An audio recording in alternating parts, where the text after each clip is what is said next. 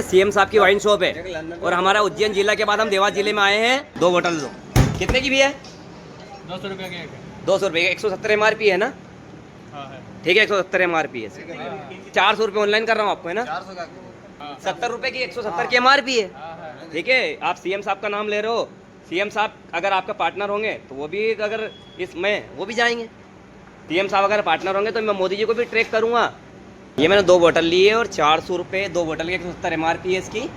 170 रुपये क्वार्टर है London boat का। हाँ, अपने लंदन का। हाँ, MRP 170 रुपये है, सब दूर मिल रहा है। उस पे क्वार्टर भी 170 लिखे। हाँ। 190 रुपये क्वार्टर दिया है मेरे को। ठीक है, ये कहाँ की दुकान है? ये कालू खेड़ी। Kalu Kheri wine shop. अभी ये केन कितने की होनी चाहिए? ये 120 रुपये की। अभी 150 रुपये में तो 300 रुपये दिए मैंने उनको। दिए आपने 300 रुपये, मैंने भी दिए। सुन, उज्जैन जिले के बाद लूट मार आपने देवास में मचा दी ना, ये बहुत गलत कर रहे हो आप।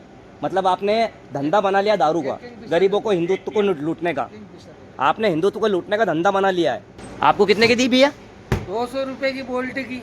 इस पे MRP कितनी है? इस पे MRP 147 रुपए। 170 रुपये मान लो अपन। 170 भी आ रही है, 147। ठीक है, ये उज्जैन जिले से लूटते हुए देवास में आ चुके हैं। हमारे द्वारा कल कुछ साथियों को अलग अलग वाइन शॉप पर पहुंचाया गया, जहां पर 75 की क्वार्टर 90 रुपये में बेचा जा रहा है और कुछ बियर की बाटलें है जो 200 रुपये की, उसको 280 में बेचा जा रहा है। वो वीडियो हमारे पास है। हम जो ओवर रेट में शराबें बिक रही है दुकान पर, उस संबंध में हम आबकारी अधिकारी से बात करना है। क्या अभी आपको जवाब दिया गया? हमें जवाब दिया गया है कि हम उन पर कार्रवाई करेंगे, हम आपके साथ में चलेंगे। हमारा ये है कि आप हमारे साथ में जाओगे तो कोई कार्रवाई होगी क्या? हमारे पास जब वीडियो बने हुए तो वाइन शॉपों पर कार्रवाई करो। और देवास में सभी वाइन शॉप पर ओवर रेट में शराब बेची जा रही है, जिसके विरोध में हम आज अधिकारी से मिलना है। डायरी सिस्टम को लेकर सवाल उठाया आपने? डायरी सिस्टम लगातार हमारे द्वारा डायरी सिस्टम पर सवाल उठाया जा रहा है कि आबकारी विभाग कभी भी किसी पर कार्रवाई नहीं कर रहा है। जो गली गली में दारू बट रही है वो सब कहीं ना कहीं आबकारी विभाग की छूट के द्वारा बट रही है।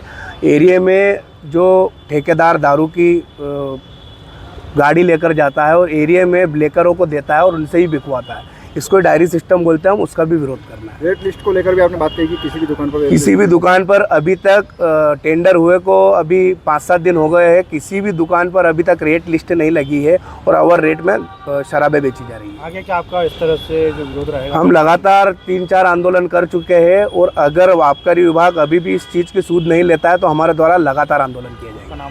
जितेंद्र सिंह गौड़, जिला महासचिव।